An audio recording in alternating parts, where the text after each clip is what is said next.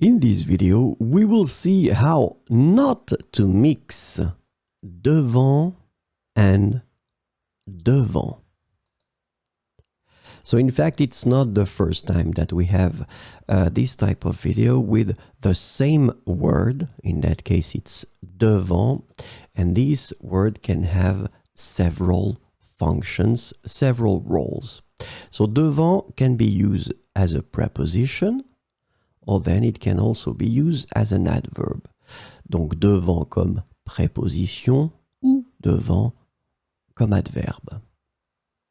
So we'll see how to use devant as a preposition.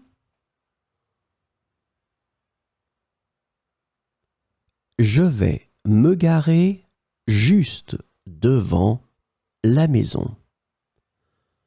So remember, preposition will introduce something. So something will be connected to it and it will come after. Devant la maison. Could put the name of a person. It could be a sentence also. So, but in that case, it's just la maison. Devant la maison. Je vais me garer juste devant la maison. So this is how you will use devant as a preposition. And then devant can also be used as an adverb. And in that situation, let's have a look at the example. Regarde, ton frère est devant.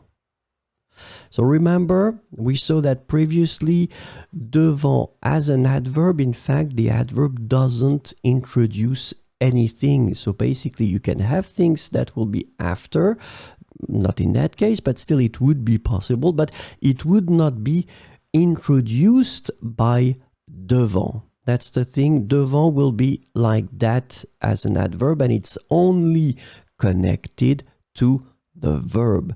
And the verb is être in that situation. So, est devant. So this is the only connection that there is. The adverb is connected to the verb. Est. Regarde, ton frère est devant.